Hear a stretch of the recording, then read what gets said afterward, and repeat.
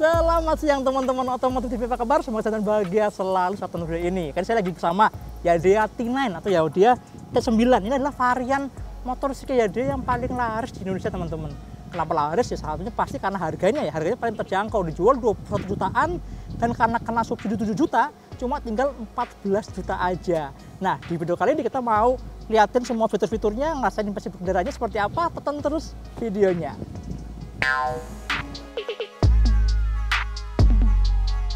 Nah teman-teman, ini adalah Yadea T9 T9, salah satu dari 3 motosiklet Yadea yang dijual di Indonesia. Nah buat kalian yang belum tahu Yadea itu siapa, Yadea adalah pabrikan motosiklet dari China yang masuk ke Indonesia dan sekarang gandeng Indomobil dan punya pabrik perakitan di Pulau Gadung. Nah kalau pabriknya pasti lah nempel sama pabriknya Indomobil kan. Dan gara-gara udah diproduksi di sini, TKDA-nya udah mencukupi untuk dapat subsidi, makanya harganya dipangkas. Yang sebelumnya 20 jutaan, sekarang cuma tinggal 14,5 juta aja. Gokil nggak? Wah, menarik kan?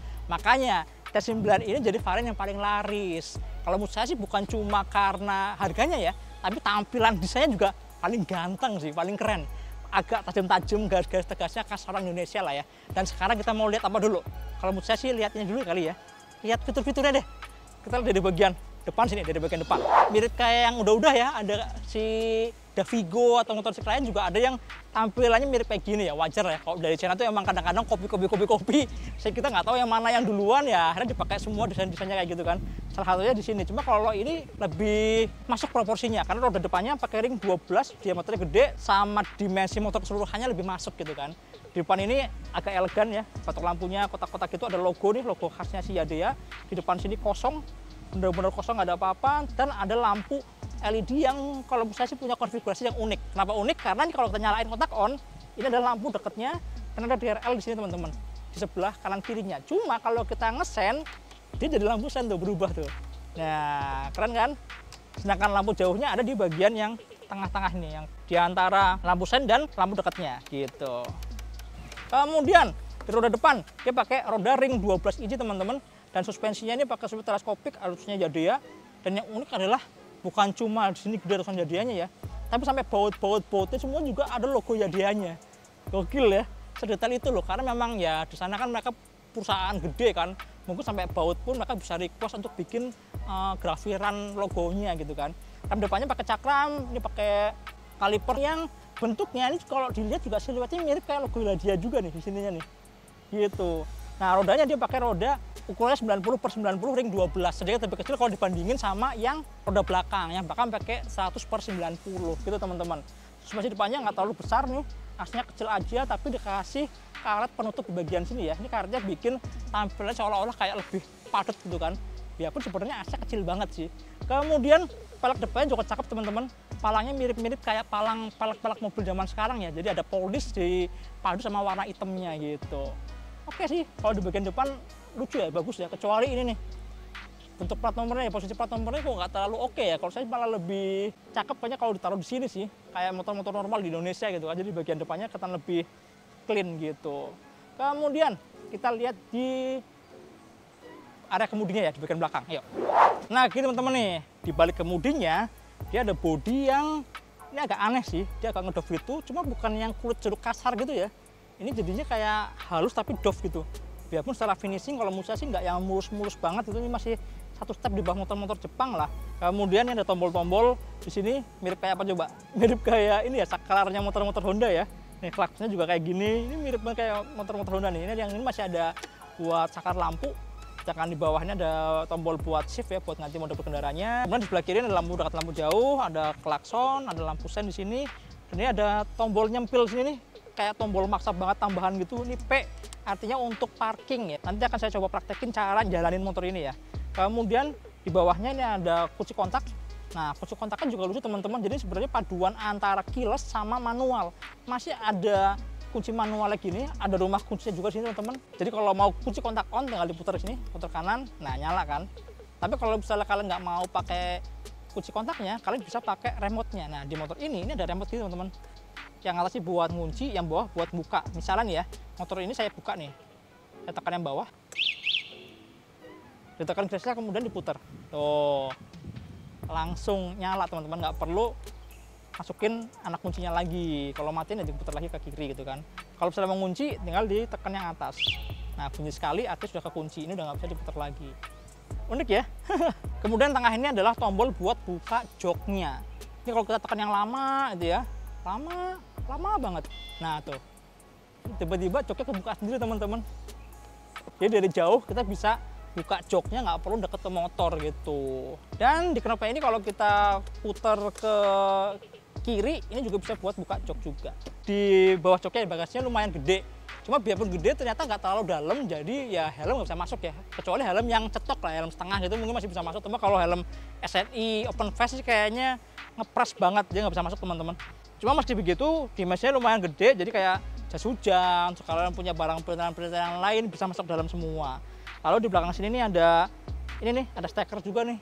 Steker pengaman kayak di rumah ya. Kalau motor-motor listrik yang harganya di bawah 20 juta biasanya pakai kayak ginian ya. Apalagi motor-motor listrik yang dari Cina, karena kayak ini jadi standar safety di sana gitu. Kaget saya, ditekan bunyi tuh. Lucu ya. Oh ya, di motor ini juga ada alarmnya teman-teman. Nah tuh, jadi gitu teman-teman, kalau misalnya di parkirnya agak jauh gitu kan, nggak perlu khawatir karena ada alarm yang satu gerak ya. Jadi kalau misalnya ada yang geser, dia langsung bunyi teman-teman.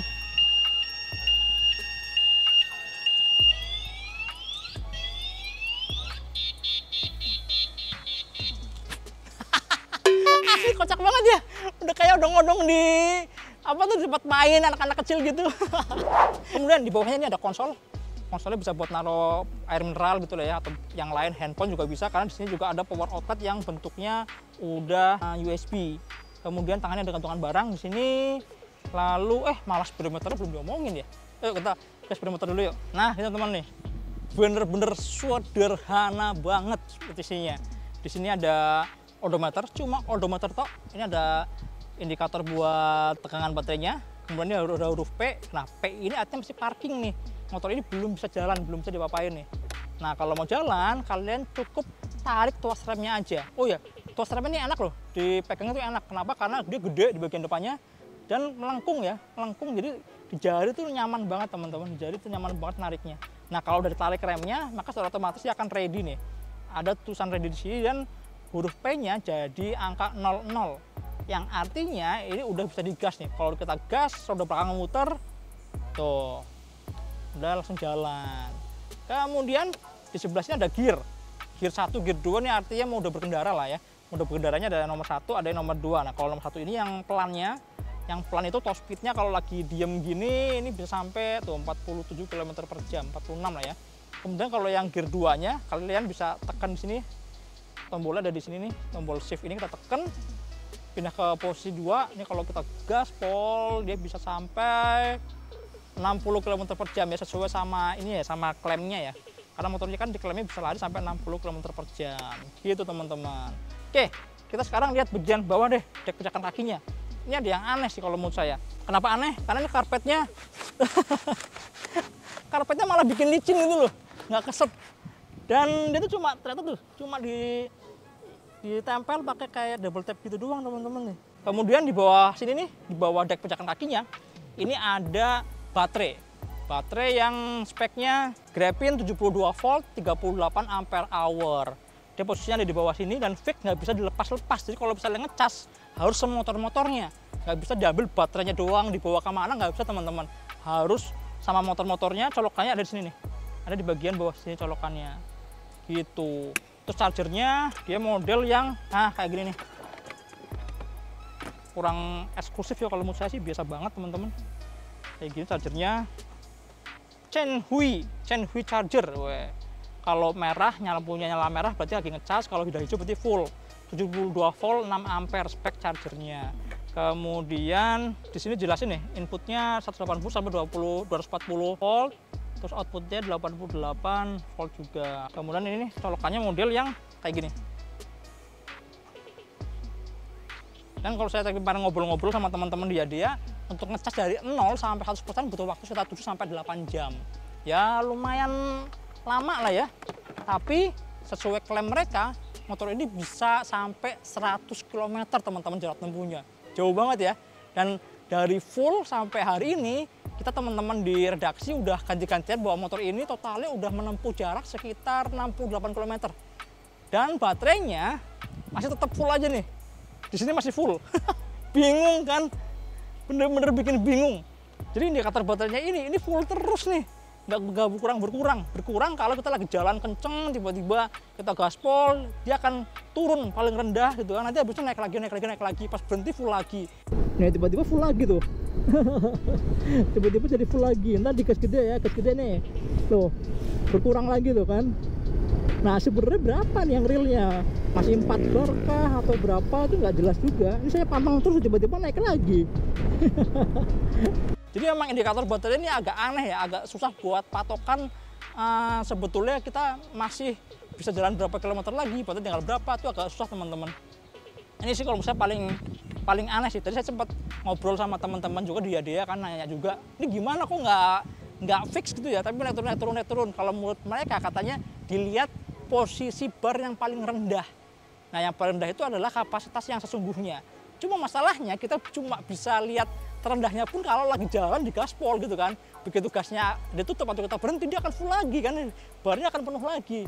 Waduh, jadi agak susah kan. Kemudian kalau misalnya kita mau berpatokan sama trip meter, nggak ada trip meternya, adanya odometer. Nah kalau odometer, mau nggak mau kan harus nyatet kan, nyatet dulu nih, habis di cas full berapa, terus terakhir kita masih berapa kilometer lagi, ya kayak belajar matematika sih akhirnya sih, dipaksa untuk hitung-hitungan terus kan. Ya mungkin nanti kalau kalian naik motor ini jadi makin mahir berhitung gitu kan. Aduh, agak repotin sih di sini teman-teman di indikator baterainya. Oke, kita langsung lanjut ngomongin area belakang. Ini ada jok yang lumayan lebar dan tebal. Ini empuk juga loh, kalau belakang empuk. Terus ini behelnya pakai kayak aluminium babat gitu kan. Dan ciri khas motor-motor Cina tuh salah satunya adalah ini nih, ada senderan buat pembonceng. Kalau menurut saya senderan ini bukan cuma bikin nyaman ya, tapi buat safety juga. Karena motor-motor China yang harganya nggak terlalu mahal, termasuk si Yadea T9 ini, respon waktu pertama kali buka gas tuh kadang-kadang suka ngagetin. Nah biar yang bonceng nggak kejeglak ke belakang gitu kan ya, makanya dikasih boncengan ini nih, jadi kayak nahan. Ya akhirnya buat safety juga kan, safety biar nggak kejengkang sampai ke belakang gitu loh. Kemudian di bagian belakang saya suka banget teman-teman. Ini dong nih lampu belakangnya, woi bentuknya kotak ya. Apalagi warnanya merah itu kan kayak bibir gitu kan, bibir yang semok banget gitu. Ini kalau nyala, kalau direm dia akan nyala di bagian tengahnya, sedangkan yang ini lampu belakangnya yang melingkar di sini. Terus lampu senya ini juga LED, bentuknya unik juga nih kayak huruf O gitu kan. Kemudian nih di belakang sini ada dinamo teman-teman, dinamonya 2000 watt. Yang kalau menurut saya sih harusnya buat nancak-nancak kuat lah ya. Nanti kita sama-sama cobain. Lalu ada ini juga nih suspensinya ganda, spoiler belakangnya, terus ini ada swing arm yang dikasih cover tutup. Sedangkan rem belakang juga lagi-lagi pakai cakram juga gitu. Kalau secara proporsi bentuk sih saya suka ya. Bentuknya cakep gitu loh. Keker, berotot gitu. Terus juga proporsi rodanya juga bagus juga, gede-gede juga roda belakang depannya. Keren. Kalau saya sih oke motor ini teman-teman. Secara bentuknya. Terus gimana kalau riding positionnya? Yuk sama-sama kita cobain yuk. Oh iya, tadi lupa ngomong ya, kalau motor ini tuh ternyata lumayan berat loh. Biarpun di atas spak tuh nggak ada bobotnya berapa. Tapi kalian misalnya kalian mau geser-geser, wah gila berat banget teman-teman. Gila, di bagian belakangnya ditarik aja kayaknya susah banget loh. Terus kalau mau standar tengah pun berat banget. Tuh. Ini mama nggak bakal kuat dari tengah sih. Pakai standar samping aja ya, nggak bakal kuat nih. Dan posisi berkendaranya kalau menurut saya sih masih oke. Kenapa? Karena joknya nggak terlalu tinggi.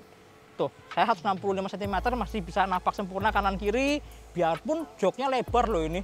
Lebar, tebel, empuk, tapi nggak terlalu tinggi. Harusnya buat orang Indonesia sih oke lah ya. Karena jarak ke tanahnya lumayan rendah. Tapi masalahnya adalah ini nih. Karena baterainya ada di bawah sini, maka dek pijakan kakinya lumayan nangkring teman-teman. Duduknya jadi kayak gini nih. Nah nih, paha jadi lumayan rata ya. Saya 165 loh. Kalau kalian lebih tinggi pasti akan lebih nangkring lagi gitu. Terus gimana dengan suspensinya? Suspensinya ternyata empuk banget loh nih. Lihat nih. Tuh. Mau yang depan, mau yang belakang, apalagi yang belakang ya. Yang belakang tuh bener-bener nih, empuk banget kayak nggak ada olinya tuh. Saya tekan, dilepas aja dia masih goyang-goyang. Masih gitu-gitu terus kan. Aduh, ini kayaknya mules nih kalau dipakai buat jalan jauh. Oke teman-teman, terus bagaimana dengan impresi berkendaranya? Nah, ikut saya kita jalan-jalan ya. Ayo. Loh, stangnya mana stangnya? Oh di sini. Kenapa itu Pak? Lepas lagi. Aduh. Malah berisik banget ya. Diam. Oh iya nih, kalau alarmnya aktif dia nggak bisa didorong teman-teman. Dia ngunci juga nih, ngunci di dinamo belakangnya ya. Anti maling dia. Oke, langsung kita cobain teman-teman nih. Dia pakai dinamo motor listrik 2000 watt, ada di hub ya, ada tuh tromol roda belakangnya. Terus gimana respon bukaan gasnya? Ternyata masih menghentak ya. Jadi dari awal tuh bukanya ada kosong dulu, kayak delay ya. Memang feel-nya jadi kayak lebih halus, tapi ternyata tiba-tiba tuh ngagetin, langsung lompat gitu kan. Jadi memang bener-bener harus adaptasi dulu. Terutama buat kalian yang jarang banget pakai motor listrik ya, karena ini memang feel-nya beda banget kalau dibandingin sama bukaan gas motor-motor bensin konvensional.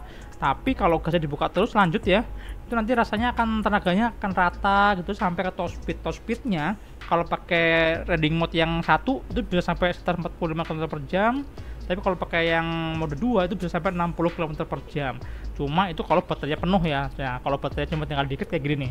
Ini dengan kondisi baterai yang cuma mungkin tinggal setengah, cuma bisa 57 km per jam ya, nggak perlu kencang-kencang banget lah. Cuma yang saya suka dari motor ini kalau lagi lewat jalan yang padat, macet gitu sih sebenarnya masih bisa berjaban ya, masih bisa mengimbangi kendaraan-kendaraan yang lain sih. Cuma kalau jalannya agak langgang, agak lancar kayak gini memang gemes nih. Ini udah di gaspol nih. Itu kan maunya kan jarak segini ke sana sampai depan kita masih bisa shoot gitu kan, ternyata nggak bisa. Gitu. Gas. Langsung ditinggal sama Vario. Terus kalau buat nanjak gimana? Nah, kita akan sama-sama cobain yuk. Langsung cari tanjakan di gedung parkir kantor aja deh. Oke teman-teman, kita mau cobain nih. Nanjak sini ya, ini kan lumayan terjal nih. Kemiringannya sekitar, tuh kemiringannya 13 derajat ya. Ya kita sama-sama cobain naik boncengan berdua sama Rian. Berapa berarti Rian? 75 saya 70. Berarti kalau berdua teman naik dulu nih biar beneran otentik ada orangnya. Nah, 75 tambah 70 jadi 145 kilo ya. 145 kilo kita mau naik pakai mode yang paling powerfulnya ya. Yuk langsung nih, nggak terlalu jauh, ancang-ancangnya langsung digas. Gimana Yan? Pelan-pelan banget ya. Tadi Rian ngasih challenge juga nih, cobain dong berhenti di tengah-tengah. Jadi seolah-olah kita lagi jalan-jalan macet-macetan gitu, terus ditanjakan harus berhenti, terus ngegas lagi. Bisa nggak, kuat nggak gitu ya. Kita pakai yang berdua deh, yang powerful. Ayo, oke ya, gas ya. Kita berhenti di macet, berhenti. Nah ini yang nyebelin nih Yan. Nyebelinnya apa? Ini kalau lagi direm, gasnya ini nggak ngefek apa-apa nih. Jadi ada cut off di gasnya. Nah kalau lagi tanjakan gini kan biasanya kita kayak main setengah kopling gitu kan, digas dulu biar agak nahan, terus dilepas remnya pelan-pelan, jadi nggak perlu melorot kan. Nah kalau di motor listrik yang model begini, yang model ada cut off di rem, ya nggak bisa. Jadi mau nggak mau harus dilepas dulu remnya, melorot baru digas nih. Jadi agak deg-degan ya, coba ya. Ngeri ya. Coba ya. Nah harus cepet nih, main lepas rem cepet, habis itu digas langsung ya. 1, 2, 3. Aduh. Agak melorot dikit tadi ya. Melorot pas. Iya. Dan naiknya pelan banget lagi, nanjaknya tuh kayak nggak terlalu kuat karena nggak ada ancang-ancangnya ya. Berarti harus menggunakan power lain Mas. Apa tuh? Power kaki. Power sikil. The power of sikil. Oke teman-teman, kalau jarak tempuh ternyata memang bisa sampai ke 100 km ya. Tapi kita bawa motornya santai, pelan-pelan, itu nggak sampai benar-benar habis sih. Jadi di barnya itu kalau kita buka pol si throttle-nya itu masih ada 2 bar lah sekitar segitu, dan motor juga larinya udah pelan loh. Jadi memang semakin sedikit baterainya dia akan semakin pelan gitu ya. Dan kayaknya memang setelah sisa 2 bar gitu sebaiknya langsung dicas aja deh, nggak usah nunggu sampai bener-bener habis gitu teman-teman, itu biar baterainya awet juga ya. Oh ya, gimana dengan handlingnya? Ternyata motor ini terasa ringan ya, jadi biarpun berat nih, didorong-dorong, digeser-geser berat gitu ya, tapi ternyata waktu dinaikin kerasa ringan, terutama di feeling bagian depan ya. Mungkin karena bobot motor ini kan terfokus di bagian belakang, dinamonya ada di roda belakang, terus baterai itu dari bawah sampai ke belakang ada 6 biji. Feelingnya buat meliuk-meliuk, buat belok-belok sih oke ya, mungkin karena wheelbase-nya nggak terlalu panjang juga. Cuma emang suspensinya sih rasanya kayak keempukan ya, terlalu empuk di yang belakang maupun yang di depan, dan jarak mainnya nggak terlalu panjang, makanya sering mentok. Suspensinya ternyata nih ngayun-ngayun banget teman-teman. Yang depan jarak mainnya nggak terlalu panjang, jadinya berasa mentok-mentok ya. Sedangkan yang belakang jarak mainnya mungkin agak sedikit lebih panjang, tapi karena suspensi belakangnya ini kayak nggak ada olinya, kayak cuma per doang ya. Jadi itu rasanya kayak goyang-goyang terus, yang jut gitu terus. Aduh. Kalau buat jalan pelan sih mungkin oke lah. Cuma kalau buat jalan kenceng jadi agak serem ya, goyang dombrat gitu. Wah, ini kalau lewat jalan segini, aduh. Suspensinya empuk tapi jaraknya pendek, jadinya mentok-mentok, jadi kerasnya kayak kerasa keras gitu ya. Nah teman-teman nih, kalau lewat jalan konblok nih, kalau di konblok ya geradakan juga, cuma nggak terlalu parah-parah banget sih kalau menurut saya, karena suspensinya emang sebenarnya empuk ya, lembut gitu kan, dan ini nggak sampai mentoknya, jadi masih lumayan enak lah, masih nggak terlalu parah-parah banget kalau jalan konblok kayak gini. Ya teman-teman, kira-kira itu review singkat kita ngomongin Yadia T9 yang kalau menurut saya sih kelebihan dan kekurangannya, kalau menurut saya ya setara lah ya sama motor-motor listriknya, harganya sama-sama di range 14-15 jutaan gitu setelah subsidi. Ya nggak beda jauh, cuma mungkin kalau di Yadia ini memang secara build quality lebih kokoh sedikit, biarpun masih di bawah motor Jepang ya. Kemudian Yadia kan sekarang juga punya jaringan dealer yang banyak banget kan di seluruh Indonesia. Hampir semua yang ada Indomobilnya pasti jualan Yadia juga. Bahkan saya udah ketemu juga di Balikpapan, di mana udah beberapa kali ketemu lihat orang pakai Yadia juga teman-teman. Oke deh, kira-kira itu teman-teman. Terus kita ngomongin Yadia T9. Mudah-mudahan nanti ada motor-motor listrik Yadia yang lain yang bisa dicobain, kita juga akan review juga. Sampai jumpa di video berikutnya. Jangan lupa tonton terus Otomotif TV, nyalakan tombol notifikasi, like, subscribe, dan follow juga Instagram otomotif_tv. Sampai jumpa di video berikutnya. Dadah.